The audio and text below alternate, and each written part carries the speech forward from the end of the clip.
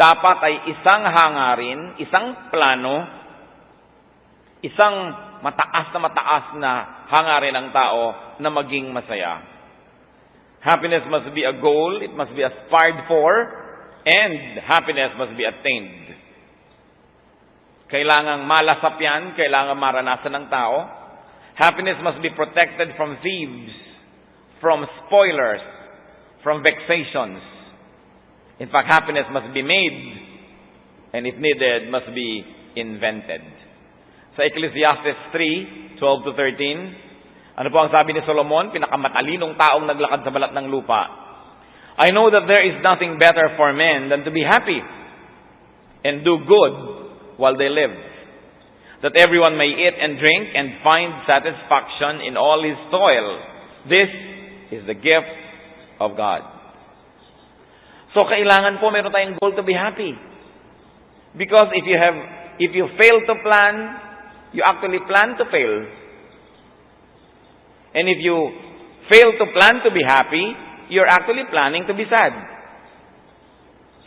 Pag ang isang bahay po ay ginagawa at walang plano, di kahit ano na lang ilagay nyo, kahit ano na lang ikabit nyo sa isang sulok, yun na lang. Wala kayong nararating. Pagka binalak natin halimbawa na magbiyahe, wala naman talaga tayong mapa, wala tayong pupuntahan, kung saan na lang tayo mapapasuot. Kung wala ka naman talagang kursong gustong pag-aralan, palipat-lipat ka ng kurso, hindi ka matapos-tapos. Kailangan may plano. At kailangan kasama po sa plano na yan, mga kapatid, maging masaya. You've got to plan. You've got to make it a goal so that you have a clear set of steps that you must take so that you will be happy. Happiness doesn't grow on trees. Happiness does not fall from the sky. It must be worked for. And if needed, it must be protected. Napakarami pong mga bagay na gusto tayong nakawan ng kaligayahan. Taong hindi mo kilala, sisimangutan ka. Taong hindi mo kaano-ano, matatapakan ka. Taong hindi mo malang binabalak na makita sa buhay mo, biglang naging dahilan ng iyong kalungkutan. Nanakawan ka, sasaksakin ka, o hold upin ka, re-rapin ka. Napakaraming taong gustong gumawa ng masama sa atin. Meron naman mga tao, hindi nila balak gumawa ng masama, pero nakagawa na pala ng masama sa atin, ang walang kamalay-malay. Meron naman mga tao, ang lapit-lapit sa atin, sila magiging dahilan para huwag tayo maging masaya. So pag pinayagan mo lamang na ang kaligayahan mo nasa kamay ng iba, lagi yung mawawala, laging aagawin ng iba. You've got to have a certain set of rules that you observe, that no matter what people do, they will not take away your happiness, or at least they will take only a portion and a part of that happiness. Maraming mga tao, ang ganda-ganda ng mood mo, magko-comment ng hindi mo nagustuhan. Sasabihin, ang pangit naman ng buhok mo, saka nagpagupit. Yung walang masabing mabuti, may sasabihin pang pangit. Meron naman gumagawa ka ng paraan para ka sumaya. Sila naman, bibiguin ka nila. Kailangan, sabi ni Solomon, wala na akong alam na mas mainam pa sa buhay. Kundi, una, ang tao ay magpakasaya at gumawa siya ng mabuti. Siyempre, yung kasiyahan na hindi naman ikalulungkot o ikalulugi ng iba. Happiness is the correct response to God's blessings. Are you blessed by God? You must be happy. Binigyan ka ng Diyos ng paa, lumakad ka, mamasyal ka. Binigyan ka ng Diyos ng kamay, may gawin ka na nakakapagpasaya sa'yo. Binigyan ka ng mata, tumingin ka sa magagandang tanawin. Binigyan ka ng bibig, magsalita ka, kumanta ka. Nakakagalaw ka, sumayaw ka. Binigyan tayo ng Panginoon ng mga bagay na maaring maging kasangkapan para tayo sumaya. Binigyan na tayo ng pera, gastahin. Binigyan tayo ng pagkain, kainin. Binigyan ka ng magagandang mga punda ng unan, gamitin. Puro nakatiklop lang, nasa cabinet. Kailan mo gagamitin? Sa burol? Binigyan ka ng magagandang plato, sinasamba mo sa loob ng estante. Binigyan ka ng magandang sopa, ayaw mong paupuan, may takipang plastic. Meron pa daw carpet, tapos tatakpan din ng plastic, walang tatapak. Pag may ibinigay sa'yo ang Diyos, enjoy it. Because it is God's gift. Hindi lang ibig sabihin naman na wasakin mo na yan at huwag ka na magtira. Pero may mga tao, ang daming magagandang tuwalya, tapos pag makita mo, gapak-gapak yung mga tuwalya nilang ginagamit, hindi ko alam kung anong pinaglalaanan. Maraming magagandang mesa, hindi doon kumakain, nasa ng pamilya, nasa dirty kitchen. Ang daming magagandang kaldero, tapos kung ano-ano mga kupi-kuping takuri ang ginagamit sa buhay. Happiness is the correct response to God's blessings. Ecclesiastes 5:19. Moreover, when God gives any man wealth and possessions, and enables him to enjoy them, to accept his lot and be happy in his work, this is a gift of God. Sabi, kung kayo binibigyan ng Panginoon ng kayamanan, o kung hindi man sobrang daming kayamanan, binibigyan kayo ng mga ari-arian, at pagkatapos binigyan pa kayo ng pagkakataon na lasapin ang sarap na ibinibigay nito, tanggapin mo ang iyong kalagayan at ang iyong pinagpalang kalagayan at maging masaya ka sa buhay. Sabi, ito ay regalo ng Diyos. We should be grateful for what God gives. Therefore, you do not allow yourself to get distracted by what you do not have. Sit down, count your blessings, and be happy with what you have. Because if you are not always looking at what you do not have, and especially if you're looking at what other people have, you will not be happy. Ang simple-simple niyan, kaya ipinagbawal ang coveting. Sabi, do not covet. Tingnan nyo, pag umorder kayo ng pagkain sa isang restaurant, kahit na ang tagal yung pinili yung o-orderin nyo, pag dumating yung order ng kabilang mesa, laging mukhang mas masarap. Ano yung order niya? Parang yun yata ang gusto ko. Pero ikaw naman na hindi pinilit, doon sa in-order mo. Laging parang mas maganda ang bakura ng kapitbahay, laging parang mas maganda ang asawa ng kapitbahay, parang laging mas matalino ang anak ng kapitbahay. Kaya ang mahalaga, lagi mo nalang tingnan what you have, what God gave you, and work hard at being happy with it. And be appreciative. How can you be appreciative? By using what God gives you.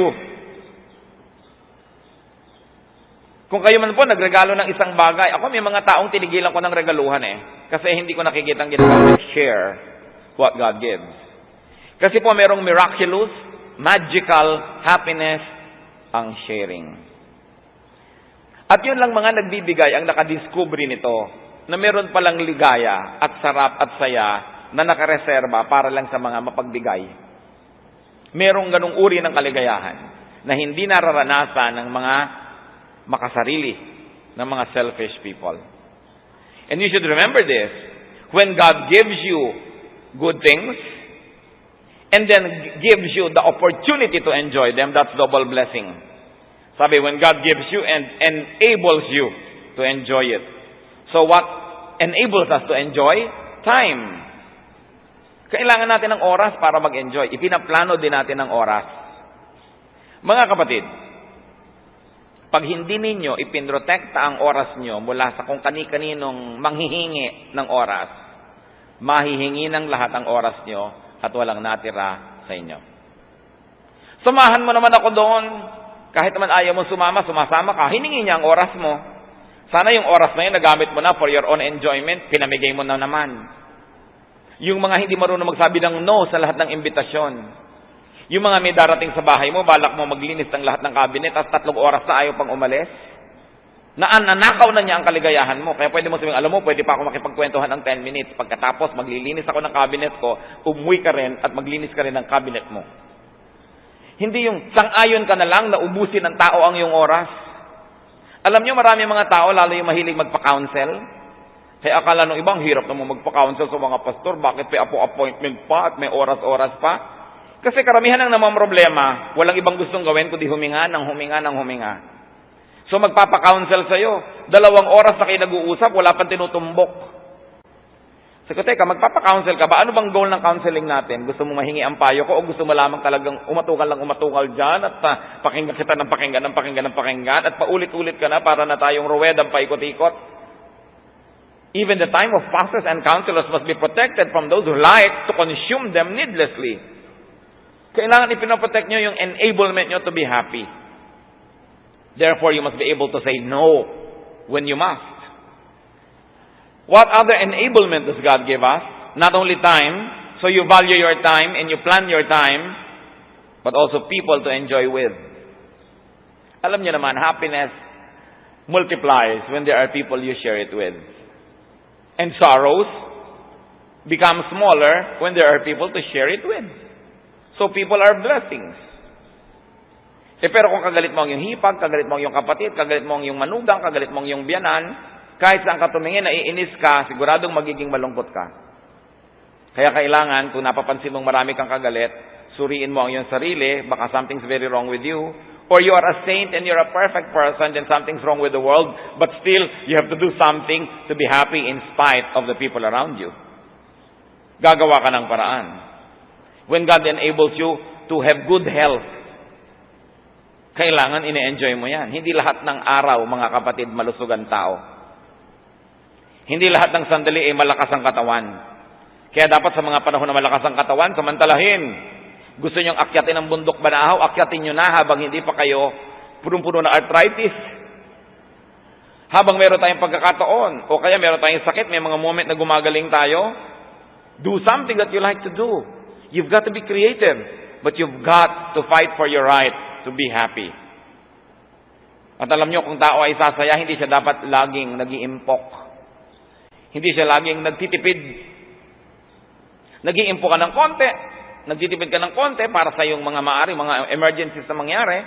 Pero kung wala kang ginawa sa buhay mo kundi mag-impok, alam niyo, uutangin lang yan ng iba. Tinitiyak ko sa inyong uutangin lang ng iba. Kasi lahat ng kamag-anak niyong nakakaalam na may inimpok kayo, walang pag-iinteresan kundi ang inimpok niyo. So pag may dumarating silang pera, gasta sila ng gasta, kasi alam nila, pag nagipit tayo, utangin natin yung iniipon itong ating kapatid. Ganun ang gagawin nila. Kaya dapat marunong ka rin magprotekta ng iyong kinikita, hindi ka ipon ng ipon. Kasi lagi kang paliligiran ng mga taong gustong hut-hutin ang iyong inipon. O kaya hindi man nila hinut-hut, bigla ka namatay, ipinamana mo sa manugang mong hindi mo nakilala, kanya na. Marami na po ako nakita mga kapatid na sobra mag-impok. Tapos ang mga buhay nila hindi masasaya. Pagkatapos iba ang nakinabang ng iniimpok nila. Meron pa ngang isang nabalita, napalagay pa sa dyaryo itong babaeng ito na taga-Amerika. Kahit winter, hindi siya nagbubukas ng heater sa kanyang bahay, makatipid lang ng kuryente. Ang bahay niya ang dilim-dilim, ni ayaw magbukas ng ilaw. Nung namatay, ang yaman-yaman pala niya. Ang yaman-yaman. Napunta ngayon kung kani-kanino yung kanyang kayamanan. Tinitiis mo yung ginaw. Nagtitiis ka na walang magandang pangginaw. Para kanino? Kailangan, pinag-aaralan din natin mahalin ang ating sarili. Bagamat hindi naman natin minamahal ng higit sa Diyos o higit sa kapwa. Pero dapat mahal mo rin ang iyong sarili. Huwag kang impok ng impok. Kailangan marunong ka rin yung kinita mo ngayon, gagasasin mo. Nagtitipid ka ng konti, pero hindi puro tipid. Nakakataya ka ba that you will live long enough to enjoy what you're saving? Gifts are meant to be enjoyed, especially God's gifts. So mahalaga, correct response to God's blessing. Happiness should be enjoyed in good times. At yan nga ang binabanggit natin kanina. Ecclesiastes 7:14. When times are good, be happy. But when times are bad, consider. God has made them the one as well as the other. So dapat bagay ang ating kilos sa panahon. Sabi, when times are good, be happy. So good times are gifts from God. Ibagay sa okasyon ang mood. Dapat po, pagising pa lang natin sa umaga, may pupuntahan tayo, may gagawin tayo, ina-identify mo na, is this meant to be a happy day? So if it's meant to be a happy day, be happy, strive to be happy. Halimbawa, pupunta ka sa party, it is meant to be a happy time. So sasabihin mo, tatanggalin ko ang aking pagiging mahiyain, makikipag-usap ako sa mga tao, kakain ako kung may pagkain masarap, hindi yung pinipilit ako, busog. Pumunta ka pa daw sa party. Pupunta ka sa kasalan, sabihin mo, ang kasalan, is it a sad or a happy occasion? It must be a happy occasion. So I'll be happy.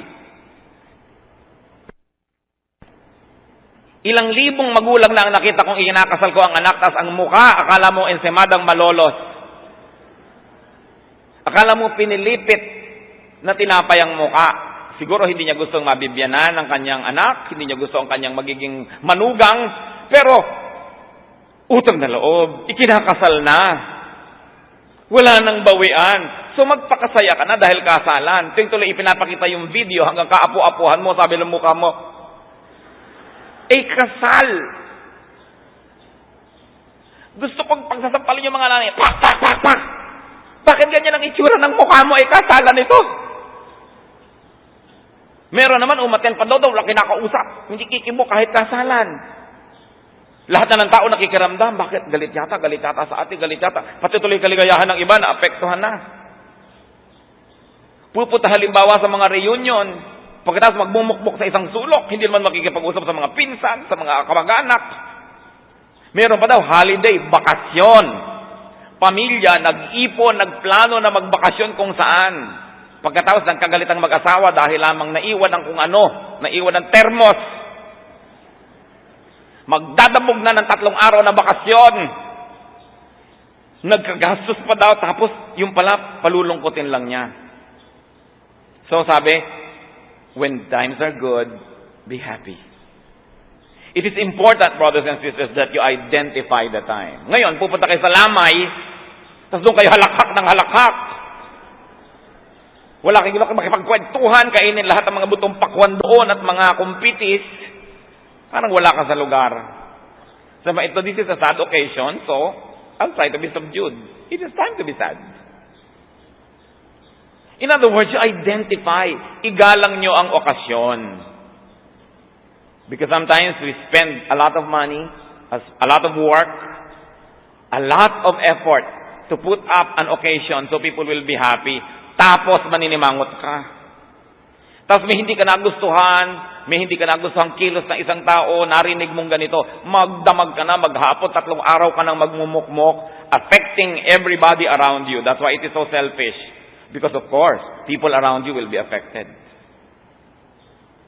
So sabi ng Ecclesiastes, when times are good, be happy. Mga magulang, kahit ayaw niyong manugang niyo, kung ikinakasal na, gustuhin niyo na. Kasi, meron pa ako mga nakita, and these are sometimes very famous lolas. Eto na yung apo, ayaw sa napangasawa ng anak. Ni ayaw buhatin yung apong bagong panganak. In fact, I can quote somebody. Tandang-tanda ko sinabi. Sabi niya, he looks so frail and I lack practice. Kulang daw siya sa pagbubuhat. Actually, ayaw lang manugang. Ayaw sa manugang. Nung lumaki naman yung apo, joy of her life. So, tatanggapin mo rin lang yan, 10, 15 years from now, tanggapin mo na. Yung mga nagtatampuhan, magbabati din lang naman yan. 3 araw pang nagtiis. Mahirap sa puso. So sabi niya, Solomon, when times are good, be happy. And identify, this is a sad day. You know, there are only very, very few days that are meant to be sad. Sadness should only be a few tiny dots in an otherwise long, happy line of life. But why are many days sad?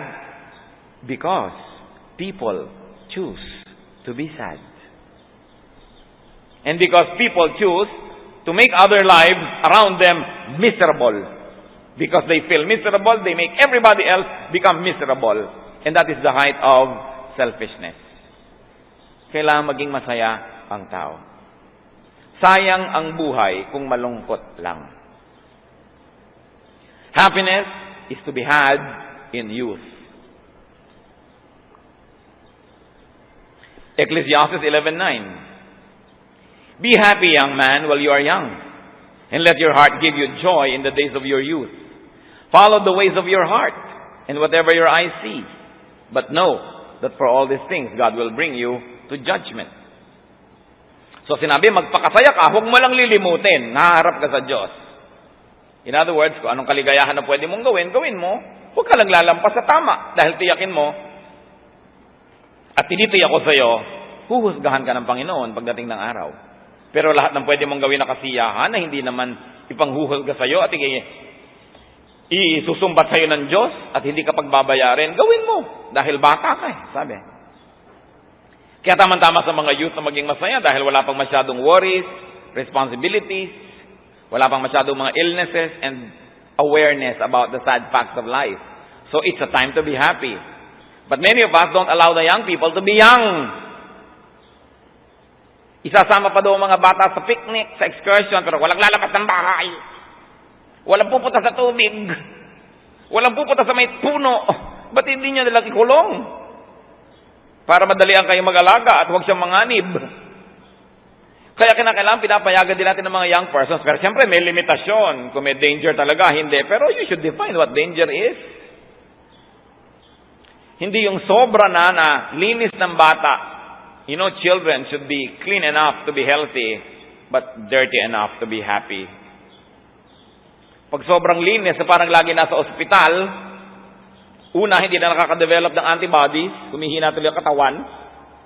At pangalawa, alam niyo yung batang kay linis-linis ng damit, maghapong may pinuntahan, ang linis-linis ng damit, isa lang ang tinitaya ko sa inyo noon, isang masungit na nanay, at isang batang hindi nag-enjoy. Dahil ang gusto ng nanay, ang batang anak niya, parang manikang Barbie doll na nasa loob ng eskaparate. Hayaan niyong gumulong-gulong. Sapagkat may panahon ng lahat ng bagay na yan, pagkaedad niyo na siya, gugulong pa ba yan? Ang hirap naman sa atin, gustong-gusto mo, ay, ang bata nakakalakad na, wow, hakbang, hakbang. At pag marunong maglakad, huwag kang aalis ng bahay. Huwag kang aalis dyan ka lang. Siyempre, merong hangganan ang pwedeng gawin dahil ngayon, mapanganib ang panahon. But parents must know which they should allow and which not. Because sometimes we deprive children of their childhood because we expect them to behave like adults. The very nature, the very disposition, the very situation of children and young people are very conducive to happiness. Kaya kailangan huwag tayo ang maging sagabal dyan. Dapat we should make children as happy as possible. Kasi yung kaligayahan ng bata habang maliit siya, baon-baon niya buong buhay. Yun ang kanyang panglaban sa lahat ng sakit ng mundo. Pero tingnan niyo yung mga batang lagi na lamang inapi, lagi na lamang pinagalitan, lagi na lang ginulpe. Pag lumaki, gumaganti sila sa mundo, galit sila sa mundo, dala-dala nila sa puso nila. Pabaunan ng maraming kaligayahan ang puso ng isang bata. At napakalaki ng pagkakataon na yan ay maging isang well-adjusted person. Allow young people to be happy and allow them to be young. Talagang napakalaki pong kalbaryo yung naliligid ka ng mga teenager na wala na makakwenta-kwenta, tawanan, ang iingay, ang pasa niya talagang nakakaligalig sa mga may edad na. Pero kung gusto natin na payagan silang maging ganon, dapat umimbento rin tayo ng sarili nating peace, sarili nating kaligayahan, kahit sila kuminsan nakakagulo sa ating gustong katahimikan. But we should not impose on them the taste of adulthood because they are not adults yet. Kailangan silang bigyan ng ganong pagkakataon.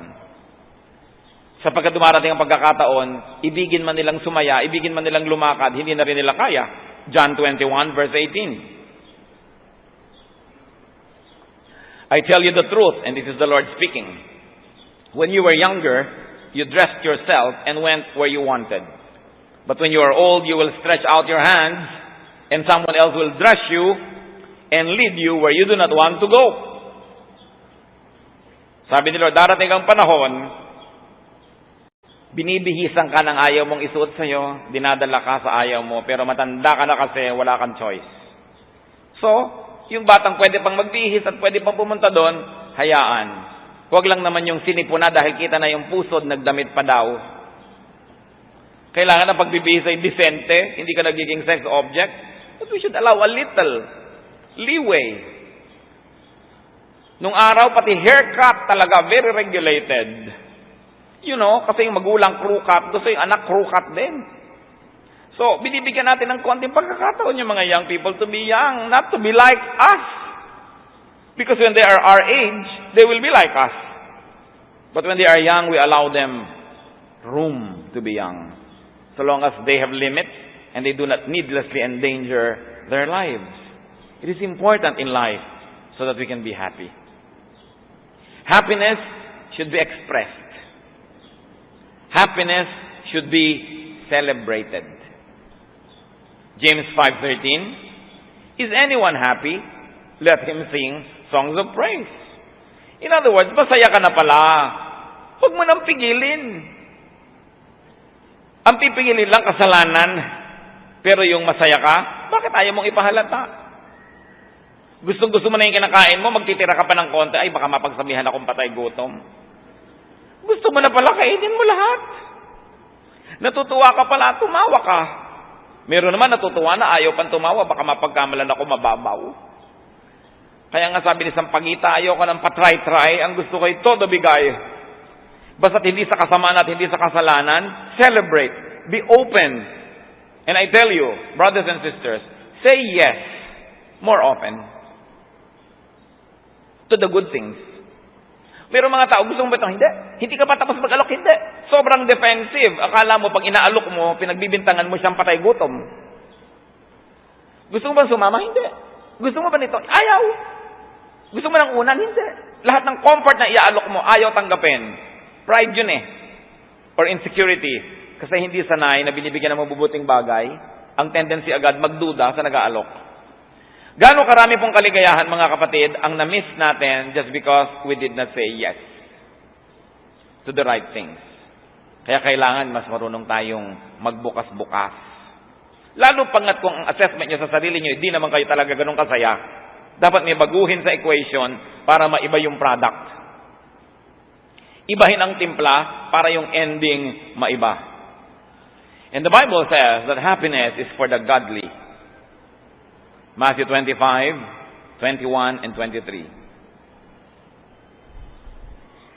His master replied, "Well done, good and faithful servant. You have been faithful with a few things. I will put you in charge of many things. Come and share your master's happiness."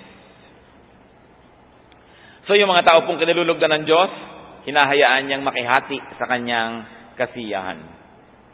So you want to be happy? Be godly. Be godly and you will be sharing the Lord's happiness. And when God gives you happiness, huwag magpakipot. Kailangan pinapasaya ka, magsaya ka. Ipakita ang appreciation sa kabutihan ng Diyos. Finally, marami sana tayong gusto pag-usapan, pero for now, happiness is from God. Happiness is for people who please God. Ecclesiastes 2:26, to the man who pleases Him, God gives wisdom, knowledge, and happiness. But to the sinner, He gives the task of gathering and storing up wealth to hand it over to the one who pleases God. So, may pinapayagan pala ang Diyos na maghirap at mag-ipon ng mag-ipon. Hindi siya natutuwa sa mga taong yon. At kung lumaon, ibibigay lang pala ng Panginoon dun sa kinalulugdan niya yung pinaghirapan ng iba. So make it your main, make it your primary business to please God. Because when God is pleased with you, how can anyone stop Him from blessing you? God gives happiness to His people. Zechariah 8:19, this is what the Lord Almighty says. The fast of the 4th, 5th, 7th, and 10th months will become joyful and glad occasions and happy festivals for Judah. Therefore, love, truth, and peace. So pati po yung mga buwan ng pangingiling at mga pag-ayuno, itinatalaga ng Diyos sa itong mga schedule na ito will become happy and joyful occasions. In other words, while the Lord understands and even wants us to go through some quietness, sometimes some sadness, so that we can reflect, the Lord also wants us to enjoy and to be happy. So be happy. Make it your goal to be happy. You say, today I'm going to be happy. No matter what my mother-in-law does, I have decided I'll be happy. No matter what my spouse says, no matter what behavior I see from my neighbor, I decide that they are not going to be the determining factors of my sadness or happiness. I decide to be happy. Kung natutuwa ako sa itsura ng buhok ko, kahit sabihin ng lahat na mukhang pugad ng ibon, basta decided ako, masaya ako doon. 1 Thessalonians 5:16, be joyful always. And of course, you should also make others happy. Kaya meron po tayong pananagutan. Do you know that cheerfulness is charity? Akala nyo ang charity yung nagbibigay lang kayo ng dugo, nagbibigay kayo ng damit, nagbibigay kayo ng gamot. Yung iningitian nyo ang tao, yung masaya kayo, ginagawa nyo rin siya ng mabuti. Yung may kasama kayo sa bahay, may kasama kayo sa biyahe, na hindi na kayo pinapakiramdamang ano kaya, malungkot kaya siya, galit kaya siya, masama kaya loob niya. So tinatansya-tansya ka pa, sinusuyo-suyo ka pa, na nagkakatrabaho tuloy sila. Actually, it is charity to let people know that you're alright, that you're happy. And even if there are some causes of sadness in your heart, you don't always show it so that you don't affect other people. That is kindness. Pero dahil nasira ang mood nyo, sisirain nyo rin ang mood ng lahat. That is selfishness. Make others happy. 2 Corinthians 7:13. In addition to our own encouragement, we were especially delighted to see how happy Titus was, because his spirit has been refreshed by all of you. So Titus was depressed, was sad, but his spirit was refreshed by others. And Paul says, ikinalulugod ko na dahil sa inyo, sumaya-saya si Titus. Meron tayong pananagutan sa isa't isa. Hindi tayo nabubuhay para sa sarili lamang. Kaya kailangan iniisip din natin, paano ang magiging reaksyon ng iba. Dadalo ako ng kasalan, tapos maninimangot ako, paano ang reaksyon ng mga kabilang partido? Paano ang reaksyon ng lahat ng tao? May pananagutan ako, it's a happy occasion, I'll contribute to its happiness. And if I will not be able to contribute actively, at least I will not actively destroy the happiness of other people. And you know what, church? Another important thing is to allow others to give you happiness. Payagan nyo na pasayahin din nila kayo. May mga tao gusto naman nila, sila lang yung bigay ng bigay, pero ayaw tumanggap. Payagan nyo na pasayahin din kayo. May mga magulang sobrang martir, walang iniisip kundi magbigay sa anak, tapos binibigyan na, tinatanggihan pa. Kasi iniisip, nahihirapan ng anak ko, huwag na lang akong bigyan. Payagan nyo rin ang taong pasayahin kayo. Payagan nyo yung mga tao. Kung sinusuyo kayo, pasuyo na kayo. Huwag na kayo mag-play hard to get. Kasi maiksi ang buhay. Bawat isang araw na hindi ka masaya, kabawasang malaki. Meron nga po tayo isang kapatid, ikinalulungkot natin. Sumakabilang buhay na. So, ganyan ang buhay. Halimbawa na isang pastor, tulad ng inyong lingkod, may ipinapanganak ngayon, may mamamatay bukas, may nanganganib ngayon, meron namang biglang gumraduate, hindi mo na malaman kung paano ka sasaya, lulungkot within a span of 1 minute. Dahil ang buhay napakaiksi at ang buhay napakarupok. Yung kasama mo lang ng isang linggo, hindi naglipat linggo, namatay na ilibing, sa loob ng isang linggo, ang daming pwede mangyari. So, paano nyo papayagan na meron kayo isang linggong hindi kasundo? Paano kung next week, wala na pala siya? Sising kayo ngayon. Naku, bibigyan ko pa naman ng rambutan. Pinaurong-urong mo pa, hindi mo na tuloy nabigyan at namatay na. Kaya mahalaga yung sinasabi ng kantang, we may never love like this again. Ayaw niyong sobrang malungkot pag may namatay, lalo't malapit sa buhay niyo, huwag kayong makipagkagalit. Huwag kayong makipagsamaan ng loob. Para kung biglang namatay, wala kayong pagsisisihan. Hindi yung naku, bala ko pa naman humingi ng tawad sa kanya, namatay na lang. So, kailan ka pa ngayon hihingi ng tawad? Dala-dala mo ngayon, mabigat. Dapat po mga kapatid, pag may namatay, nalulungkot ka lang dahil mamimiss mo, pero hindi dahil may atraso ka. Huwag kayong pumayag na may atraso kayo kahit kanino, lalo't malapit sa inyong tao. Dahil baka mamatay mamaya. Pwedeng mangyari. Napakarami ko nang nakitang taong hindi mo inaasahan na namatay pala. At meron namang talagang ipinapanalangin hanggang mamatay na. Tapos ang tagal na nabuhay pa. Hindi, meron po talagang ganyan, pastor, ipanalangin niya naman pong kunin ako ng Diyos. Nakakatiyak ba kayo? Yan ang gusto niyong panalangin? Opo, talagang gusto ko. Hirap na ako sa kalagayan ko. Tiyak naman ako sa Panginoon. Wala na naman ako ibang project. So, okay na sa akin. Tiyak nyo. Ipapanalangin natin. Opo, di ipapanalangin. O Diyos ko po, kunin nyo na siya dahil gusto na niya. Tapos ang haba-haba, hindi naman kinukuha ng Panginoon. Meron naman papa-attendin mo na meeting bukas. Lagot ka sa meeting bukas.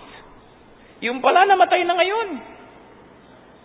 Nakakatiyak ba kayo? Kayo ba may mga kasamaan ng loob? Paano kung mamatayan mamaya? Tiyakin ninyo na wala kayong pagsisisihan. Ayusin ang buhay. Do not be proud. Be humble, be open, and be happy. It is a decision. Isa po yung decision. Panginoon, salamat sa pagpapaalala nyo na gusto nyo kami maging masaya.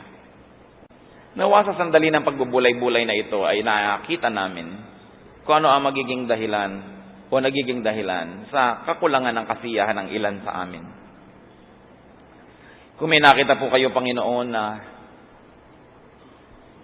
bahagi ng aming puso na siyang may pananagutan kung ba't kami kuminsan di sumasaya, patuloy niyo kaming kausapin. Mga kapatid, habang lahat ay nakayuko, nakatikit sa presensya ng Diyos, nais ko manalangin. I like to pray for people who say, maraming balakid para ako maging masaya. Gusto ko maging masaya, pero maraming hadlang. Nais ko, tumayo tayo. Ipapanalangin ko kayo. Yung nagsasabing, may mga hadlang ang kaligayahan ko, pero gusto ko talagang sumaya at gusto kong hingin sa Panginoon na turuan ako kung paano malalampasan ang mga hadlang na ito. At yung hindi ko kayang lampasan, ang Panginoon ang kumuha. Sino man ang may ganitong panalangin, tumindig kayo at mananalangin tayo. Gusto ng Panginoon kayo maging masaya. Ayaw ng Panginoon na may malungkot na tao. Ayaw natin maging malungkot. Pero kuminsan, tayo ang may pananagutan. Kuminsan, iba. Pero ang lahat ng yan, tayo man o iba, kaya ng Diyos lutasin kung ating ipapasa Kanya. So, sino man ang nais tumayo, baka naman sasabihin nyo lang gusto nyo sumaya, ikinahihiyan nyo pang sabihin at hindi pa kayo makatayo, lulungkot talaga kayo niyan. Pasensya na kayo kung lulungkot pa kayo. Kung sinasabi nilang Espiritong tumayo ka, ayaw mo pang aminin, talagang malungkot ka na, sorry ka na lang. But the Lord is here. The Lord is a healer. At kung hindi tayo nahihiya sa doktor, maghubad man sa kanyang harap para masuri ang ating kalagayan, bakit tayo mahihiya sa Diyos, sasabihin, Lord, gusto ko pong maging masaya, pero maraming hadlang. Gusto ko pong lumapit sa inyo at hilingin na kayo ang maging kalutasan. Panginoon, tumatayo sa iyong harapan, nagpapakumbaba ang mga anak mo. Hindi ikinukubli sa iyong harapan ang nilalaman ng puso. May mga kalungkutan, may mga pangamba, may mga balakid sa kaligayahan. Alam niyo lahat ito, Panginoon. Wala po kami maililihim sa inyo. Ang hiling ko lang po ngayon, Ama, ituro mo sa bawat isang tumitindig sa iyong harapan ngayon.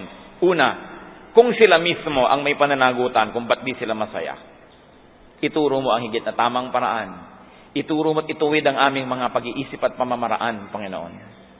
Pangalawa, kung iba ang dahilan ng kalungkutan o sagabal sa kaligayahan ng iyong mga anak na hindi namin kayang sakupin ang kalooban ng mga ibang tao na yon, Panginoon, kaya niyo po silang turuan, kaya niyo silang kausapin at kaya niyo silang ituwid. Ipinababahala po namin sa inyo ang mga ibang tao na nagiging sagabal ng aming kaligayahan.